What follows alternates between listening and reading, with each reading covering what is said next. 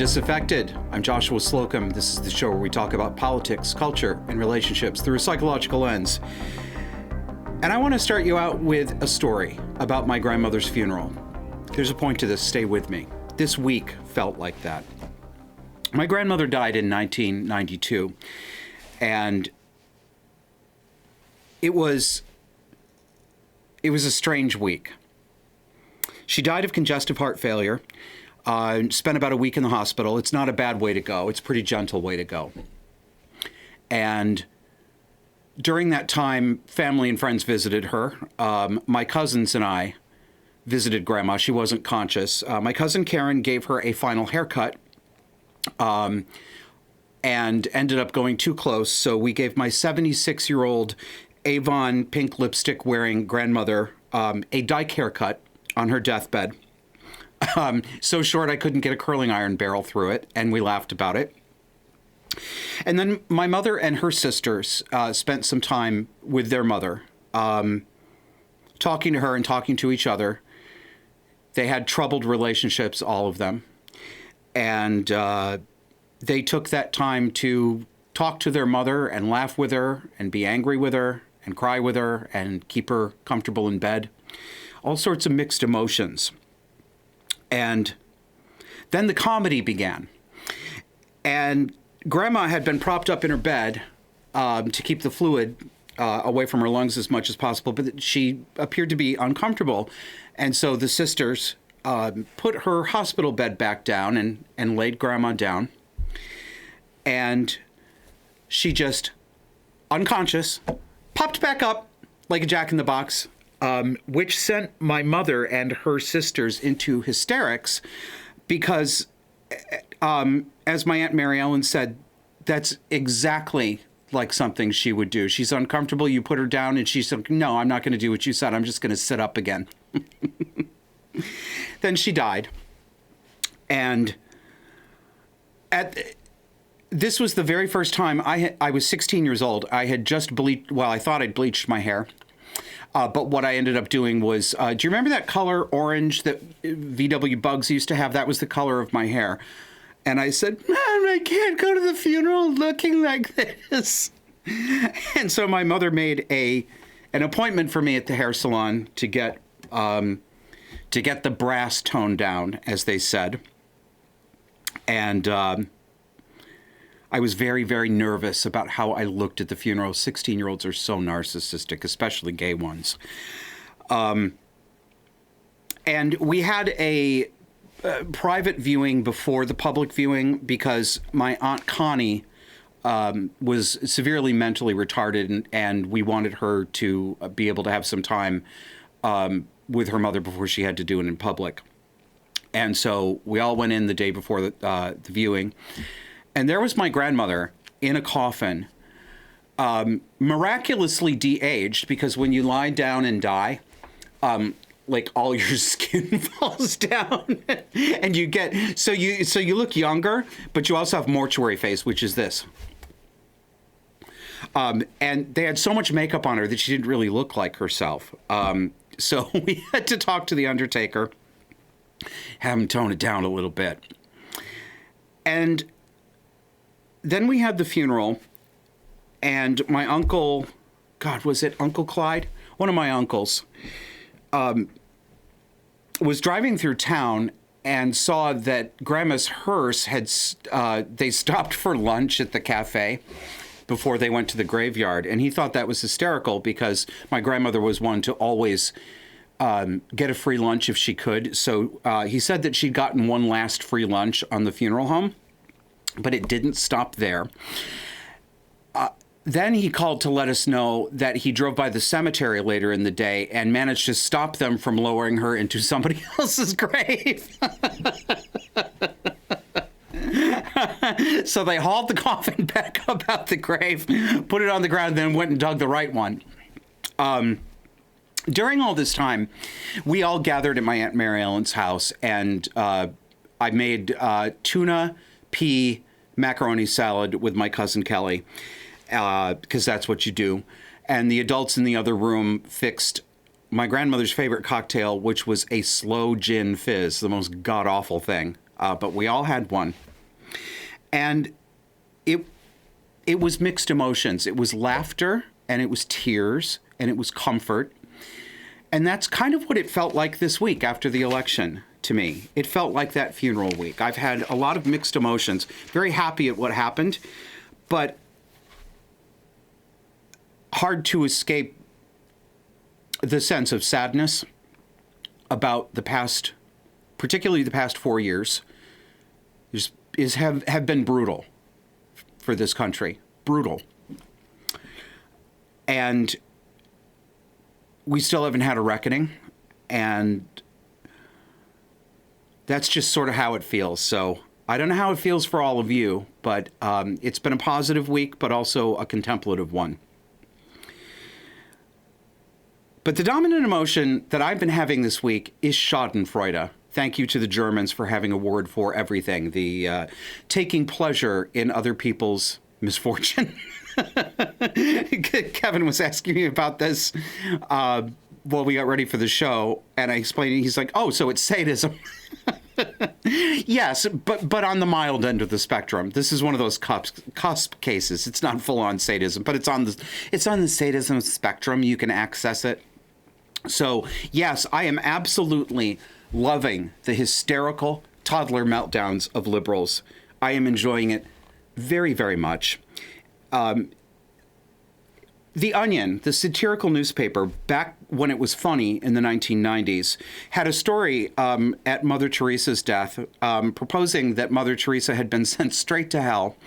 And the correspondent asked Satan if he was enjoying the torment and agony of Mother Teresa's soul. And he said that he found her torment succulent and delicious. Well, that's what I feel this week. Your tears are so yummy and sweet. I'm loving every single bit of it. I do not feel bad at all, and I'm not going to be a bigger person right now. All of us in this country who have been abused for years by the left and the media and the medical establishment and the White House have a natural right to enjoy seeing these people be on the back foot for once and have to take it rather than dish it out. And they're suffering. I mean, some of them are suffering. We're going to see a lot of suffering tonight. But their suffering, first of all, is entirely self-inflicted. No one did anything to them. No one did a thing to them. This is 100% their own creation. And secondly, they all still have their houses, their apartments, their cell phones, and their groceries. They're only suffering in their minds, and there's no need to feel that badly for them. It is a tantrum. It is not a real-world crisis. And in a few days, my feelings of Schadenfreude will temper, and they will pass, because in the bigger picture, as a whole person, what I want to see is a gradual return to normal. And for these people that we are going to be making fun of tonight, I hope for sanity for them. I want to see them get through. I don't want to see them stay where they are right now, because where they are is retarded. I want to see them get better and get saner the way I did, and hopefully further and better than I did. Because on election night in 2016, I was this meme. You all have seen this meme, the screaming girl on her hands and knees in a public square somewhere. Ah! I was drunk on cheap vodka. I was crying out loud on the living room floor along with my housemate because that evil tyrant, bastard, misogynist Hitler had won. It was ridiculous. It was absolutely pathetic. But I had to go through that. And I had to go through a whole lot more that year to start getting my head on straight. Nobody could have helped me. Nobody's kindness and nobody's meanness affected me. It didn't make any difference. No one's wisdom touched me. I couldn't hear anything. I had to learn my lesson for myself by going through my own bullshit entirely alone. And many of these people, they will go through their bullshit alone too. And in time, many of them will come back to sanity and they will come back to normal. And we, all of us, will be able to break bread together again. Not all of them. No, of course not. But a lot of them will. Some of them are waking up already. But for now, let's enjoy the show. And what a show it is. First things first, though, I want to highlight something serious. Let's play the first clip, please, Kevin. I will sign a new executive order instructing every federal agency to cease all programs that promote the concept of sex and gender transition at any age. I will then ask Congress to permanently stop federal taxpayer dollars from being used to promote or pay for these procedures. The Department of Justice will investigate Big Pharma and the big hospital networks to determine whether they have deliberately covered up horrific long-term side effects of sex transitions in order to get rich at the expense of vulnerable patients. We will promote positive education about the nuclear family, the roles of mothers and fathers, and celebrating rather than erasing the things that make men and women different and unique. I will ask Congress to pass a bill establishing that the only genders recognized by the United States government are male and female, and they are assigned at birth. Yes, I hear you. I know, assigned at birth. Got it. Yep. I wish he hadn't said it as well. That doesn't matter. Let's dispense with that. Let us not nitpick that. I have been waiting to hear this for years from somebody with power, and no one has said it. No one at this level has said the truth. This one broke me this week. This one really got to me. I never thought it would happen. We have been living in an insane world that put into practice the worst kind of child abuse that anyone could imagine. It was a pervert's nightmare. And people acted like it was normal what we were doing to children. They acted like it was loving. Mothers, primarily, some fathers, but wicked mothers, got spots on breakfast television and heart emojis and sympathy from America for practicing Munchausen by proxy on their children right in front of us. Mostly their boys, some girls too. Their precious children that they looked at with a predator's stare, visualizing how good they'd feel when the final castration could take place. As one of those sensitive, fey boys when I was a kid, who thought God brought him into the world with a freakish defect that would set me apart from humanity for the rest of my life, this would have happened to me had I been born a few years later. I would have been transed. I would have wanted it. And I would have woken up years later even more broken than I am. And this problem almost took a precious child within my family, too. Thankfully, it didn't happen. But it almost did. It still seems like a dream. Did this really happen? Did we really put children on Good Morning America and talk about removing their testicles and slicing their penises open to create a wound that we call a vagina? Did we really run loving stories on local and national television showing 12-year-old, 13-year-old, 14-year-old girls crying with joy at having their breast amputated and left with a Frankenstein scar on their chest? We did.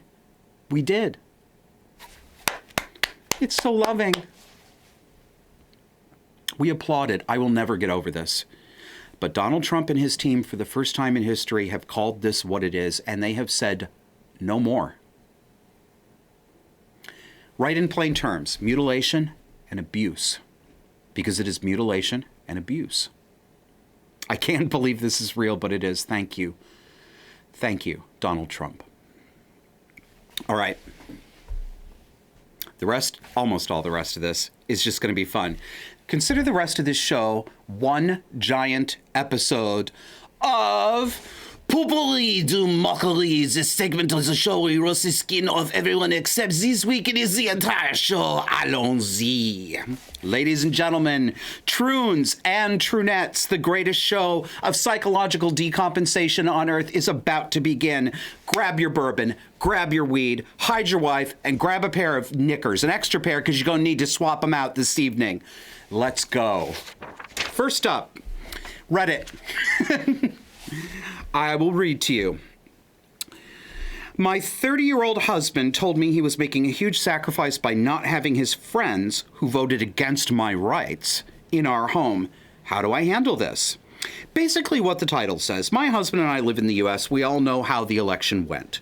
I've been genuinely scared about my reproductive rights being taken away. Plus, I'm half Puerto Rican, and we all heard what one candidate thinks about Latinos. I have to jump in here. Excuse me, madam, don't you mean Latinx? You mean Latinx, don't you? That's your people, bitch. Back to the story. I told my husband that I didn't want his two friends who voted for the candidate in question, both male, in my house anymore. I told him he could still talk to them and be friends with them. I just don't want them around me and won't be present when they will be. He proceeded to tell me that he was making such a huge sacrifice by doing this, and implied that I should just get over the election results. I thought I married a man who loved me and valued me. I thought because he voted with me that he genuinely understood how scared I've been of all of this, how these decisions will impact me and my family, many of whom are not white passing. I feel like I lost everything. Yeah, well, your feelings are stupid. If someone voted to take my husband's rights from him, I would cut them without a thought. But he just wants me to get over it, to make it as little discomfort for him as possible. I feel so heartbroken. I don't know what to do. Is my marriage over? I hope it is for your husband's sake. Next. Here, we have a lot to go through this evening. All right, so Libs of TikTok brings us this. Sarah Murray, a school committee member for a school in Massachusetts, reportedly posted online that she hopes Trump supporters choke on, quote, a piece of shit covered in broken glass, end quote. This is the person who dictates policies at your child's school. Look at her. Do you see that smile? Looks so welcoming, doesn't it? So here's what she actually said. We have her tweet. It says, "Thank goodness we have a piece of shit covered in broken glass instead of a well-qualified, intelligent, capable woman. Fuck you, Trump supporters. I hope you choke on it." Charming. Now, how about a school teacher from California named Max Perez, who teaches high school in Moreno Valley? This that we have here, we're going to give you some audio coming up, just audio. It's courtesy of education activist Corey DeAngelis. And there's at least 5 minutes of this rant, but we're just going to listen to the first 30 seconds. This shit is not a fucking game. Does that make sense, everybody? Can't emphasize this enough. Can you end up in a concentration camp in your lifetime? Yes. Can you end up with no human rights? Yes. Will it happen to you? Most likely not. Which is a good thing. But has Donald Trump quoted Hitler? Yes. Does he embody some of Hitler's ideas? Yes.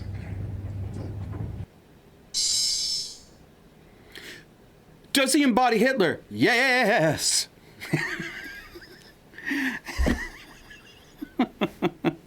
All right, next. How is the mainstream media handling this? Well, they're having a hard time. They know that the end of woke has only just begun, but they're not ready to fully accept it yet. Check out a couple of these pitiful exchanges on CNN. The first one we have for you is from the Abby Phillips show, and one of the contributors is former George W. Bush advisor Scott Jennings. Scott is as mild and rational a TV contributor as you could ask for, which makes his co-panelists absolutely lose their minds. So first up, here he is with on a panel with the Washington Post's Catherine Rampell. Scott Jennings is trying to explain why the rest of this transition unfolds, whether it's picking attorney general or any of these other high-level positions. I think we ought to all look at this as a wise decision, a good decision, and for everybody out there wanting Trump to pivot or change or somehow whatever you want him to do, he just won a mandate from the American people to execute on the program that he laid out in this election. It wasn't particularly close. And I think he ought to put people in place who are going to do it. That's what the people are asking for. Who will go after his enemies? I mean, that's That's not what he ran on. Yes, he did. It is explicitly That's not what he ran on. That's not what he ran on. Look at what he said in the past week. He literally said that he was going to exact vengeance. You still don't understand how you lost. He ran on immigration. Don't say me. I'm not a Democrat. He ran on immigration. I'm a journalist. He ran on inflation. I'm not here paid to represent one of the many things he ran on in addition to he ran on the issues that people care about. He ran on the economy. He ran on nobody's immigration. saying that he didn't run on those things, but he also ran on vengeance. Yes. He did also run on going after the people who went after him. And journalists. That was a key feature of all of his speeches. Yes, Scott, he literally said, I am your retribution. All right, that's enough of that. It does actually sound as though somebody stuck a microphone inside a chicken coop. I love this. I'm not a Democrat. I'm a journalist. I'm not a Democrat. He literally said, why did you say that to me? I'm not a Democrat. I'm a journalist. No, Miss Rample, you're not. You are a teenage girl in a woman's body playing a journalist in the Democratic Repertory Theater's new production called The Washington Post. Sit down and shut up. Next up, we have a bespectacled cuckold who looks to be on his period, melting down at commentator Shermichael Singleton because he won't say that boys are girls. Really pay close attention to the words here. Really listen to what this guy berating Shermichael Singleton considers a slur. I think there are a lot of families out there who don't believe boys should play girls' sports. They're not boys. I'm not going to listen to transphobia at this table. I am not going to listen to you call a trans girl a boy. Are you going to allow me to finish my explanation? When you use a word that's a slur, I'm going to interrupt. That's not how it is. They're not boys. They're not boys. They're not playing girls' softball. I'm not going to sit there and listen to that. Let's reset for a second because, look, this is a really heated issue, right? And Shermichael, I know you. I know that you understand that people have different views on this.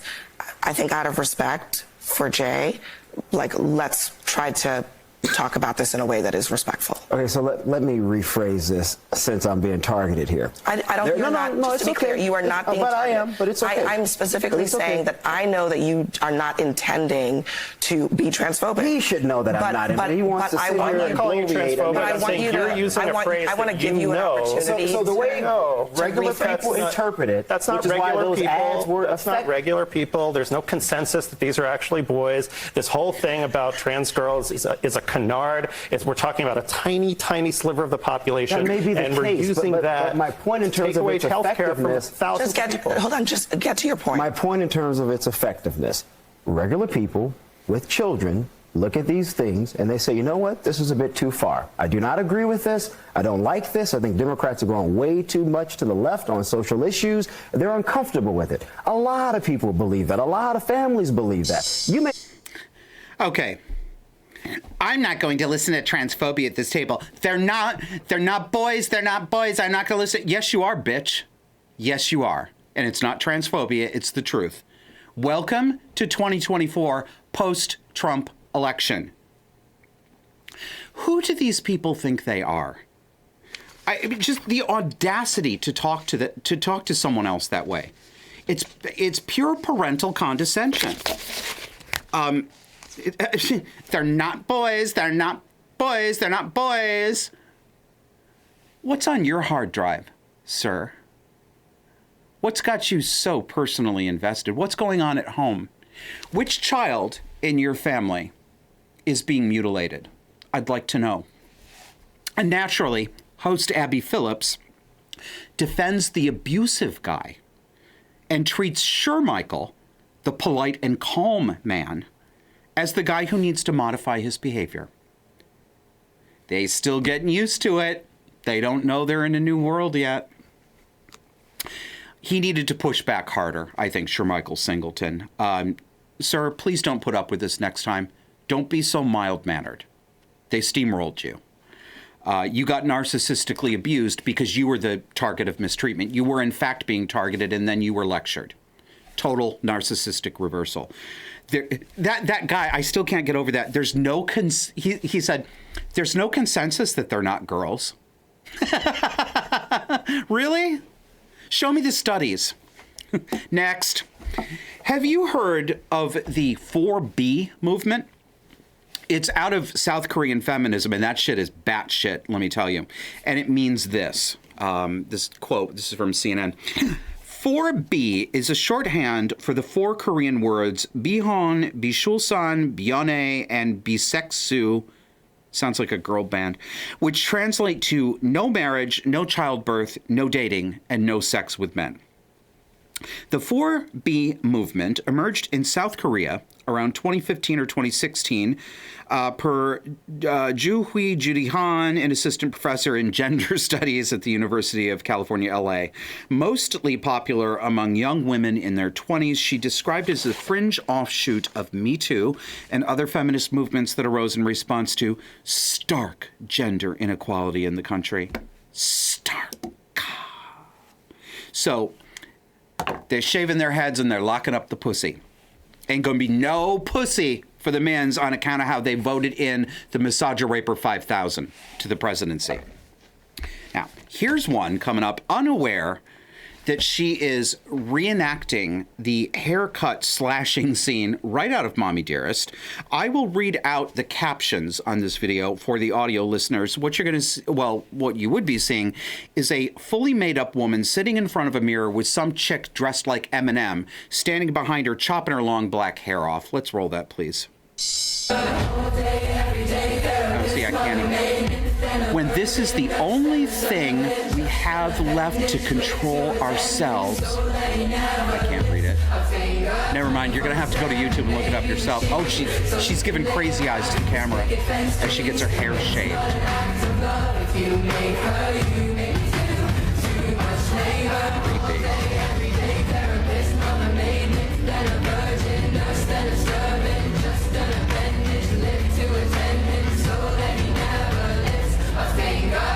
Look at her, she's hardly even blinking.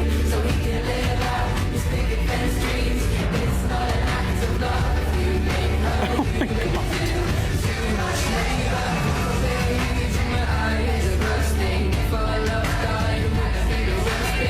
Okay. That's it. She's just on. Ew, I didn't even see. You look so pretty. All right, it's time for a break. You need to refill your popcorn bowls because there is so very much more to go through. And do you like it? Think of us. We could definitely use your support. We had a fantastic meeting of supporting members. On election night, we watched the returns come in. I was in there till about 2 a.m. So many of you came in. I had a great time. If you want to get in on stuff like that, sign up as a monthly supporter to Disaffected. It's not that expensive. Actually, you can do it 2 ways. If you want to just give a one-off, go to disaffected.com and click on Support Us. We gratefully appreciate any money that helps us make this show. And if you want to become a supporting member and get invited to our private members-only Discord for events like that, just go to our Substack and sign up as a paid subscriber. It is disaffectedpod.substack.com, and we'll see you with more after the break. Black hair off. Let's roll that, please. See, I can't even. When this is the only thing we have left to control ourselves. I can't read it. Never mind, you're going to have to go to YouTube and look it up yourself. Oh, she's giving crazy eyes to the camera as she gets her hair shaved.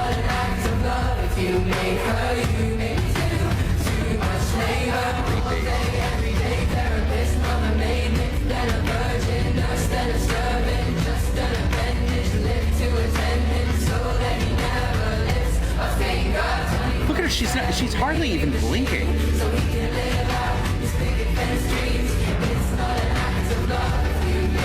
Oh my God.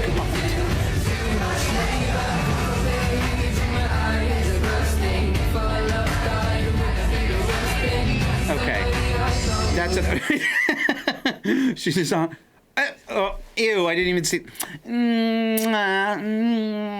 You look so pretty. All right, it's time for a break. You need to refill your popcorn bowls because there is so very much more to go through. And do you like it? think of us. We could definitely use your support. We had a fantastic meeting of supporting members on election night. We watched the returns come in. I was in there till about 2 a.m. So many of you came in. I had a great time. If you want to get in on stuff like that, sign up as a monthly supporter to Disaffected. It's not that expensive. Actually, you can do it 2 ways.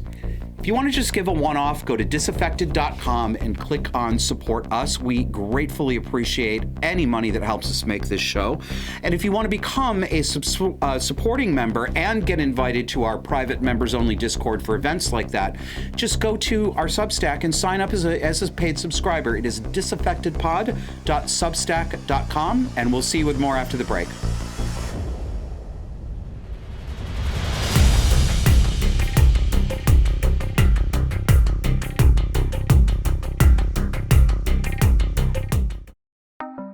Disaffected is now streaming on X. Come with us each Sunday and dare to notice reality. You can find us on X at DisaffectedPod.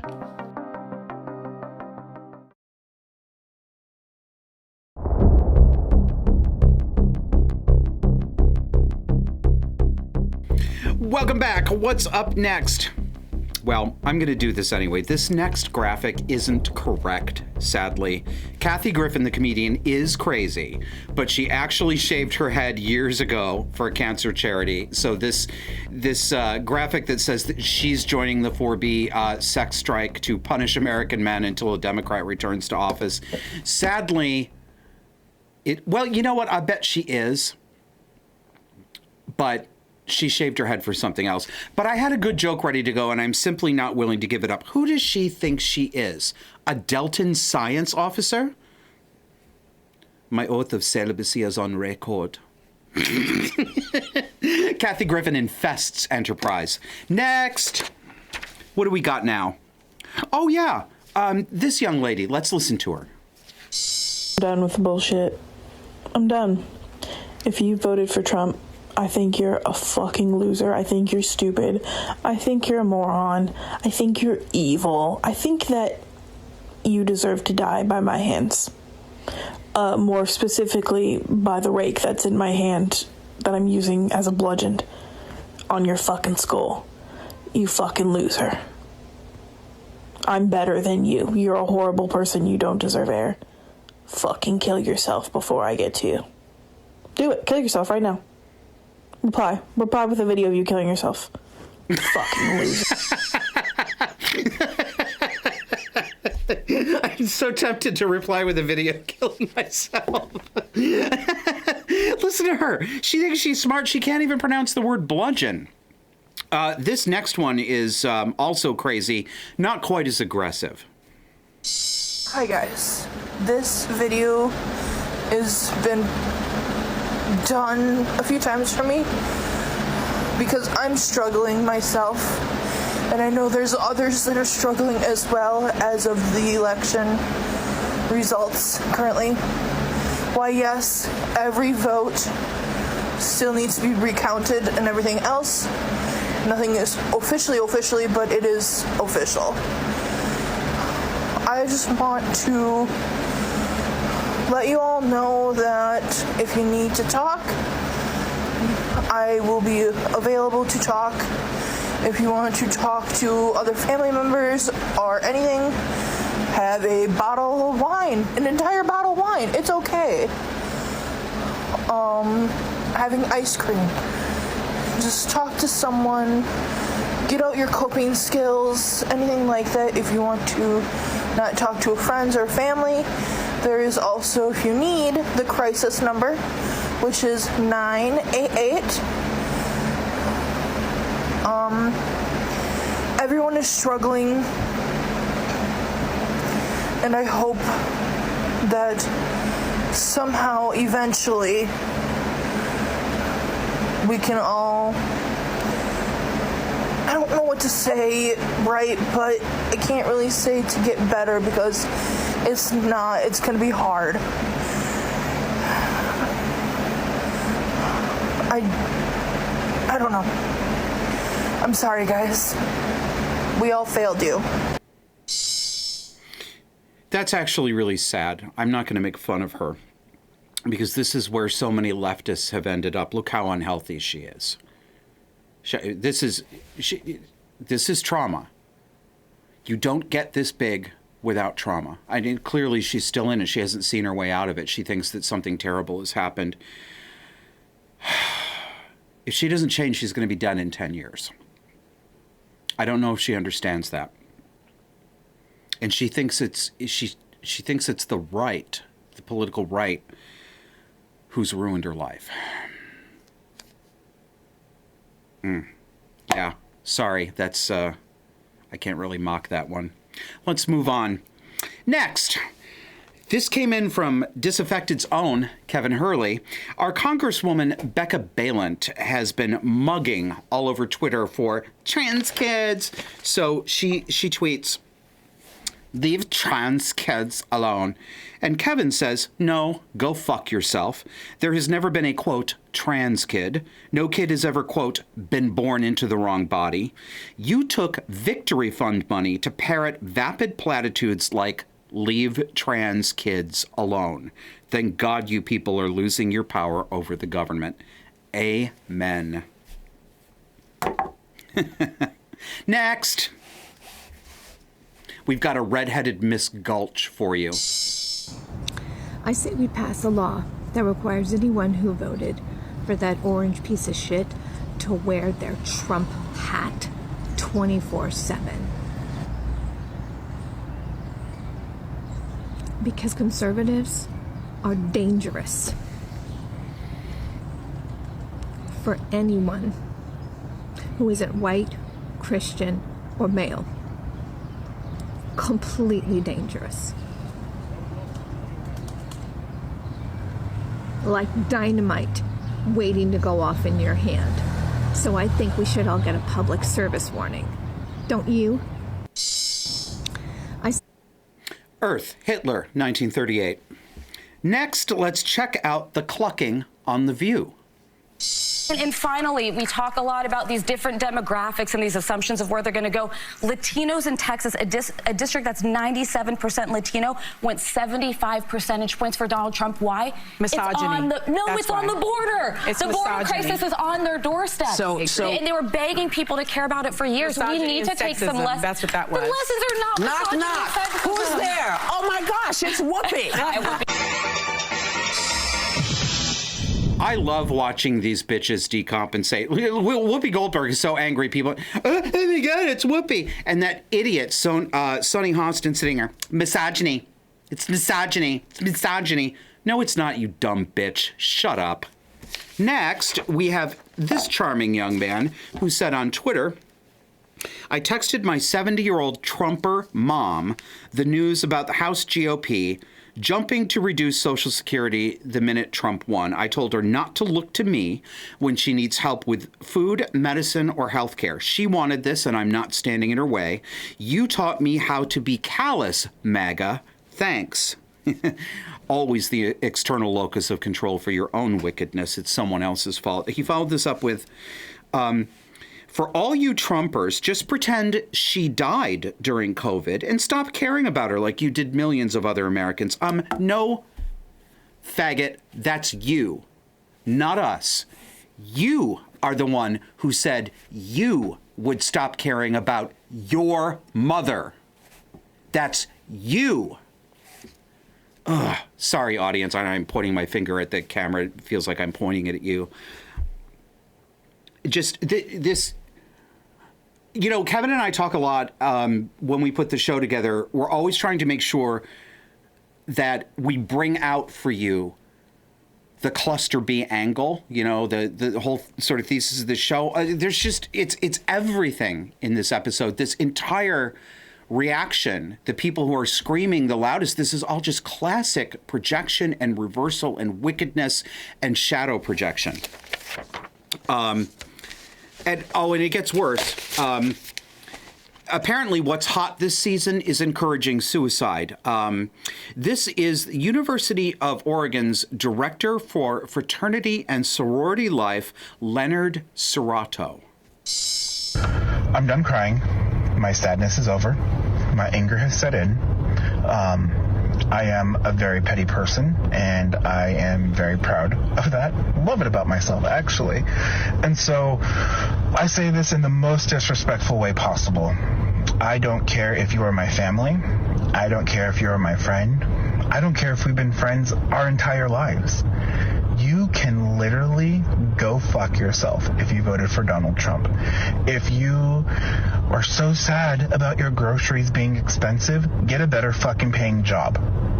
Do better in life. Get a fucking education. Do something. Because you are fucking stupid.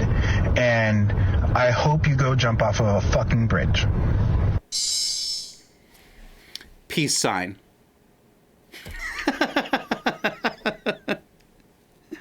All right, before we take another break, let us whet your appetite for what's on the other side. We are going to see women going absolutely fucking wild. Here we go. College girls breaking TVs. TV. Do it.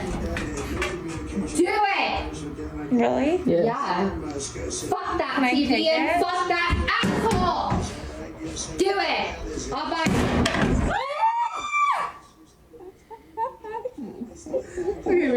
Oh, it's so cute when girls get out of control. I can't do my yoga pants. This is what happens without fathers, and increasingly, I am coming to believe, without husbands. Insert your own not-alls. Now is time for a word about our sponsor, landofbiltong.com. What is biltong? It is a South African vinegar and spice cured meat. Think of it as the most gourmet kind of beef jerky you've ever had, but it's not quite beef jerky. Look, that is sliced whole meat. It's not ground up and put back together in a Slim Jim stick. Stuff is absolutely wonderful. It comes in a number of varieties. There's beef, all different kinds of beef, different spice levels. You can even get kangaroo if you want. Please support a family-run business out of Texas, South Afrikaners who are now over here in the States, who support our show. They stick their neck out to support us, and they make a great product. Go to landofbiltong.com, and we've got a couple of promo codes. If you would like 10% off your order, you can type in Josh10, and if you'd like free shipping within the United States, simply use promo code Josh.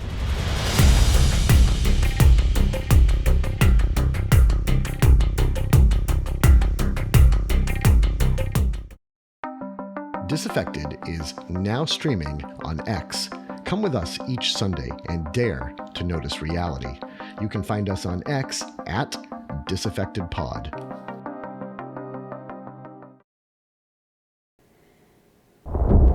Are you ready for more?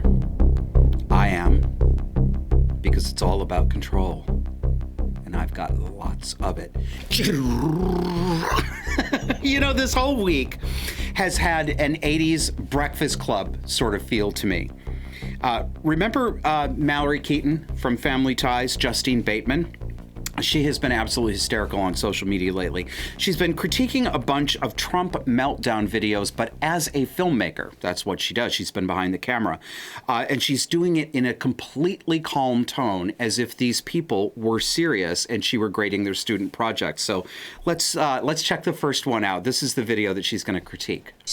I think we severely underestimated the amount of women around us who will never be able to stop seeking the approval and validation of the white men around them. And y'all really exposed yourself with the results of this election. These white women who voted against our interests, these are the women that we went to high school with, that we were best friends with in college, that we played sports with our whole lives. But they chose to listen to their dads. They chose to listen to their boyfriends or their husbands. They chose to put the interests of the white men around them in their lives above the interests of women, above the interests of minorities, above the interests of oppressed people. I will never be able to wrap my mind around that. How you can be a highly educated woman, see how women around you are being treated, see how minorities around you are being treated, and still choose to value the opinion of the white men around you the most and vote for their interests. One of the most important women in my life married a rich white man, and she chose to vote for his interests instead of the interests of her 3 daughters. The silence from all of these women right now who could not bring themselves to vote for Harris, to vote for another woman in this election, is shameful, and we will not forget. Boom, bloop. Women are stupid. Listen to her. She's saying women are stupid. They only vote because of what their dads and husbands tell them. But it's me who's the misogynist, not these women, men like me. These women really do see men as their inescapable permanent enemies. They cannot conceive of men and women having shared interests. It's splitting behavior. It's borderline behavior. It's black and white. It's not just people with personality disorders either. There's a lot of splitting going on in otherwise normal people because we're caught up in a cult. We're caught up in a cluster B cult, and we are playing by cluster B rules. So here's Justine Bateman's critique of this in-car video. She says, "We are in a car again. However, we have a sunroof, which is a departure from the interior car roof background of our other pieces. This adds an element of anticipation as we expect something, a bird, a baseball, to come through in the frame." Next one. "This may or may not have been the director's intent, as not much in this takes advantage of that anticipation. But the light is nice on her face. The editing is choppy. Make sure you're not clipping the audio of the first or last words in each cut. And it's a nice touch to end the dialogue with a threat. The 'we will not forget' line piques our interest for the sequel in the future." You should check her out on Twitter/X. She's got, I don't know, it looks like she's done dozens of these. They're all hysterical, and they're all in that calm, professorial tone of voice.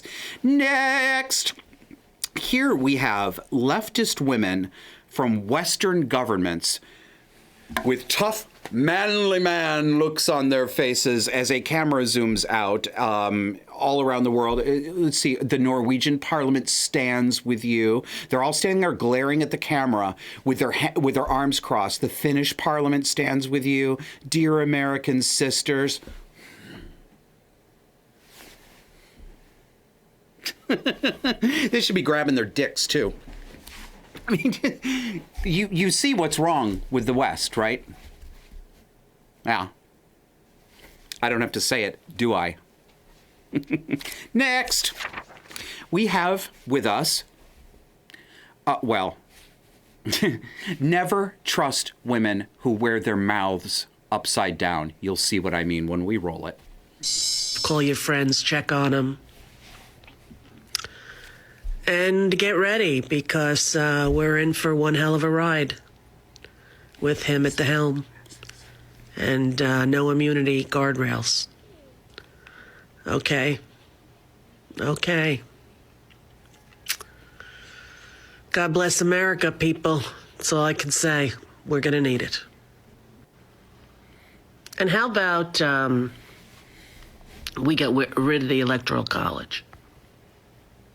Does that, anybody like that? Anyone? I'm not so sure anymore. It's a popular vote. That's what we need to do. Who gets the most votes wins. Okay. One vote, yeah, that's person. enough. We can stop. Rosie, sweetie, sweet darling. He got the popular vote too. Do you understand that? Where do we need to start? Do we need to start with shape puzzles and colored blocks that you give like how far back do we have to go to begin reestablishing communication and transmission of information from person to person with these people? Like, what is she talking about? Get rid of the Electoral College, needs to go to the popular vote. That's not going to help you. It's not going to help you because he got the popular vote too. And also, no, we are not going to let cosmopolitan blue mega cities run roughshod over the South, the Midwest, and rural America. The answer is no. We're not getting rid of the Electoral College. We're not amending the Constitution. Liberals, leftists, do you understand that you lost? You lost. You lost everything. You lost the White House. You don't have the Senate. You've lost the House. We have the Supreme Court.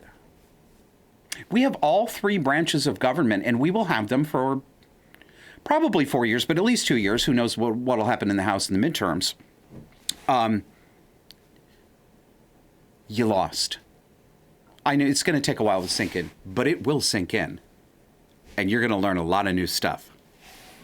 Now, here's a very important political analyst speaking to us the day before the election. Okay, so we're closing in on almost 5 p.m. Eastern time, and I've been tracking everything that's been going on across the country today. And my most important encounter was when I went out to get my champagne. I was talking to the guy in the store, of course, asking him, did he vote? And he said he did early voting, and he asked me if I early voted. And he asked me, why I was getting the champagne. And I said, because I'm going to be toasting Madam President tonight. And he just looked at me with kind of like a smirk on his face. And I said, she's going to win this, right? And he says, oh, well, it's very, very close. And I said, no, it's not. He says, well, what do you mean? I said, no, it's not. The women of America are making their voices heard. Reproductive rights is what it all comes down to. And the women are voting in numbers relative to men that are unbelievable. She's won this. And I said to him, she's going to take every one of the swing states plus Iowa. And he said, oh, but the numbers are so close. I said, I'm a political analyst. I'm telling you right now, the numbers are there. She's taking this election. And then I said to him, you realize, and he didn't tell me who he voted for, but of course I knew. And I said, you do realize you wasted your vote, right? And I didn't care. And I walked out with my bottle of champagne and happily walked home. Bye-bye.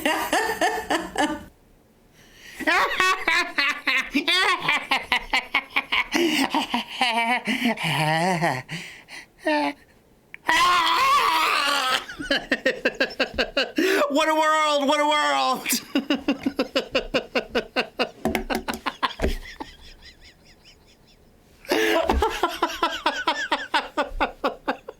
This makes me so happy. Did I bring my extra knickers? Time for me to swap them out. All right. Next, we are going to get into some really scary stuff here. I think some people out there are going into literal psychosis. I'm not making a funny or an exaggeration. I mean psychosis. Complete disconnection from reality.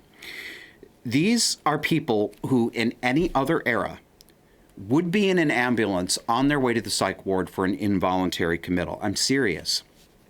But you know what? You know why they aren't? You know why these people are not in psych wards? Because society, including most of the mental health profession, no longer recognize psychosis or cluster B decompensation, severe decompensation, if the patient is angry at Trump.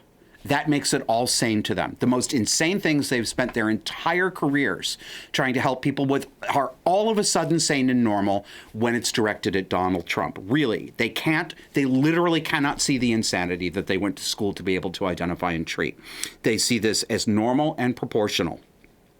We need asylums back. We need mental health hospitals back. They can be made to be beautiful, home-like, humane, and competent. We have the power to do that. Just because there were some terrible, awful abuses in asylums before does not mean that the word asylum means terrible, awful, abusive place that can never be built again.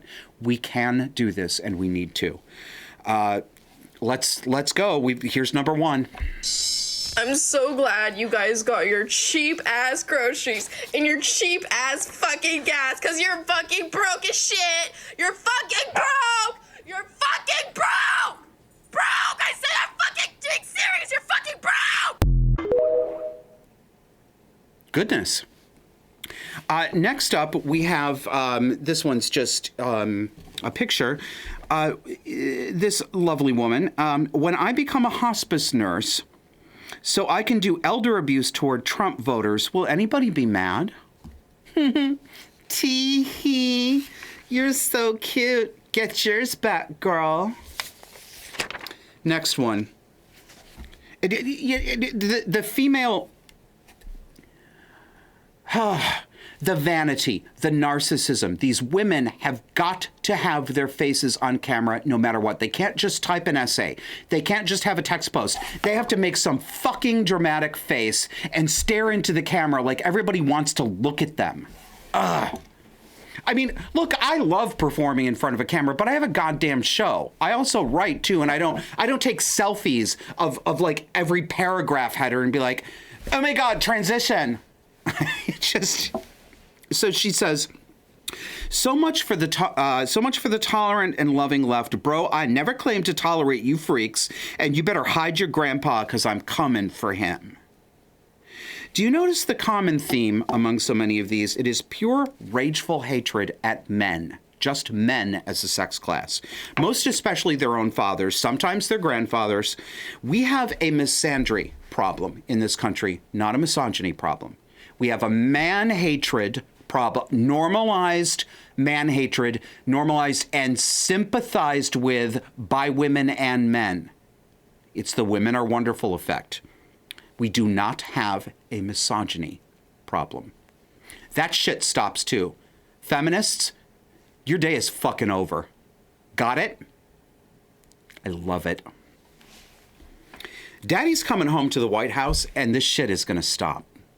And yes, this is a battle of the sexes. This is archetypally mother versus father.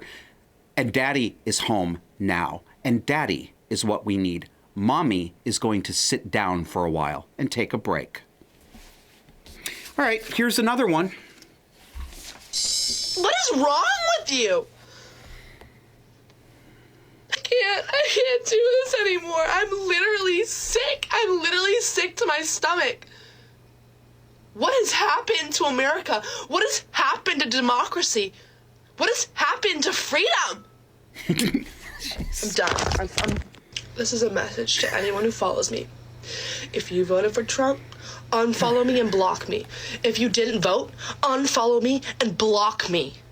The fact that it's this close means I've lost all hope in the American people. Like, it should not be this close. Why would anyone vote for this person? He's so evil. He's so demented. Kamala's not perfect. We all know that. We all know that. She is not a convicted felon, rapist, crazy, fascist, dictator, psycho. Yeah, that's right. He's the Massager Raper 5000. Get yours today.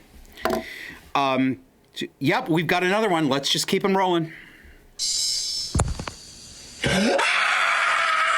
the fuck? Bitch! You fuck! What the hell?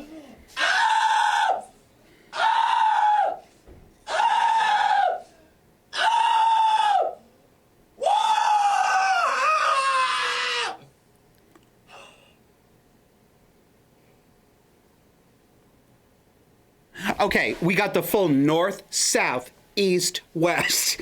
I don't even know. Do you know what it says on here?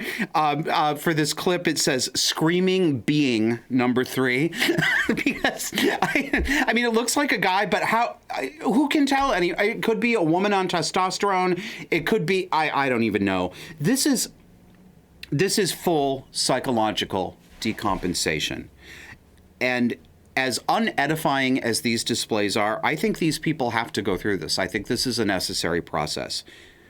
A lot of people are, in fact, being broken psychologically, completely broken, like I was in 2016. It's the only thing that saved me. I hope it works for them, too. We got another one. If you sat there and you voted for Trump, a felon, over Kamala because she was a woman, you're disgusting. You're disgusting. Okay.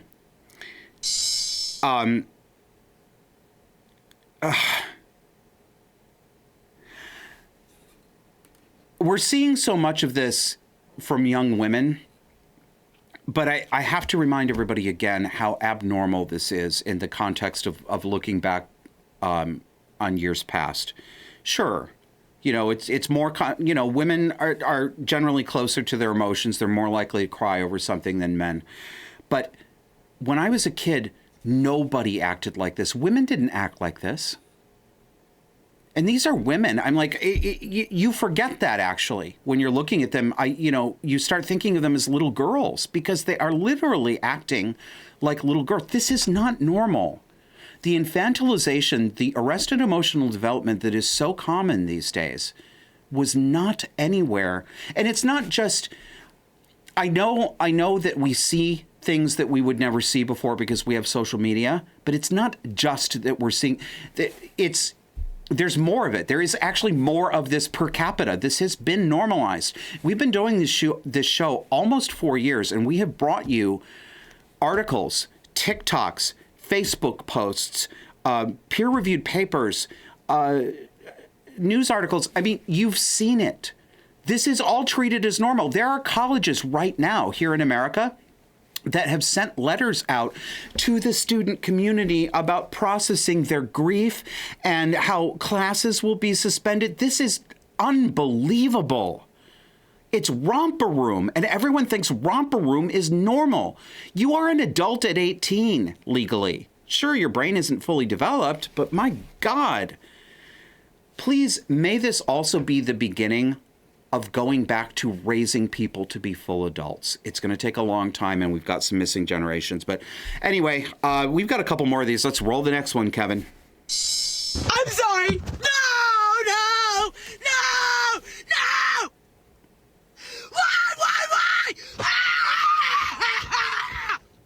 Why? Why? Do you really hate me that bad?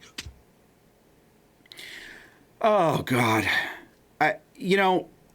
It's not that I don't understand extreme frustration. I do. I have a problem with frustration tolerance. I have a short temper. And I get irritated with things. And I sometimes, when there's nobody else around, I will frickin' scream about something. I get it. Okay? I've got my own problems too. But what I won't do is act like this is something that anybody else wants to see. I don't understand this. When I can't control my temper and my frustration reaction, I'm embarrassed. I certainly wouldn't film it and put it out there. I can't connect with these people. I don't understand them. But of all the craziness that I've seen this week, the worst has been some examples of what mothers are doing to their children over this election. Many people won't notice this as quickly as they would notice other kinds of mistreatment because it's evil that's being delivered in mommy tone. It looks and sounds on the surface like the words of a caring mother, but it is depraved psychological abuse. What you're going to see in a moment, I think, should be grounds for removal of custody of this woman's children. She is terrifying her children in a way that is very familiar to me. Take a listen.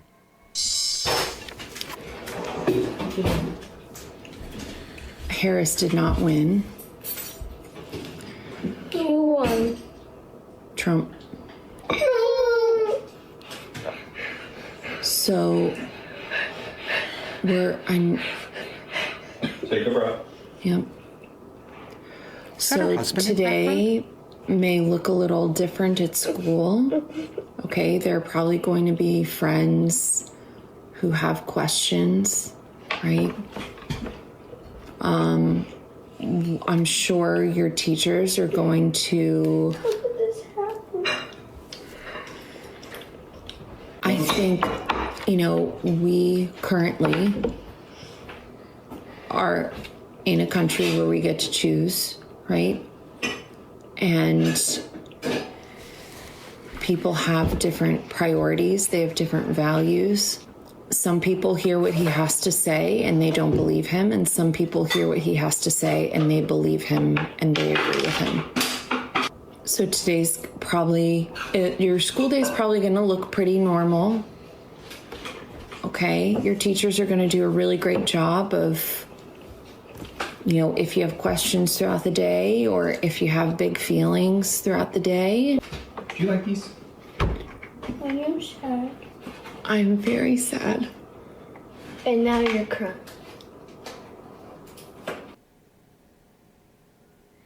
This is disgusting. It's just disgusting. Have you had enough? Because I could go on for hours here, but I think that's enough for this week. Audience, friends, we did it. We won. This is our morning after, and it feels like morning in America again. I actually have hope. I don't want to go too far. I know there's a lot of work to do. There's going to be reversals. I'm still worried about Donald Trump's physical safety. I'm hoping to God that he does not get killed before the inauguration. But we fucking won. We did. So let's go out with something funny and cheerful. Thank you for watching. Thank you for listening. Thank you for going to disaffected.com and clicking on support us to help us keep making the show. And we'll see you next week. Good night, everybody. I swear to God, if you idiots elect that demented man, I will burn this whole fucking place to the ground. How did we get here? I'm done. I'm done. I'm done. Nice to meet ya. Having a little trouble with the fact I beat ya. I guess so. Music to my ears got me thirsty though. Ooh, good gushing. You done got me buzzing. Nothing hits the spot like an arrogant twat balling on TikTok. Raise a shot. Oh, I've been sipping, sipping. Nothing satisfies like the taste of the grass. They're flipping, tripping. Quenching my soul, but I never get full. Bottomless glass, no empty cups. Bathe in the rain of pretentious fucks who don't listen. I listen. Pour me another Harry Sisson. I'm sipping. Good God, you're a touchy bunch. Fresh tears to wash down my lunch. Sanctimonious fruit punch. Lap up the juice of entitled country. Hate him bitches. Drink it like fishes. Delicious. One of my favorite dishes. True chemo wishes. Grinning like Ulysses. Mega back in business. Oh, I've been sipping, sipping. Nothing satisfies like the taste.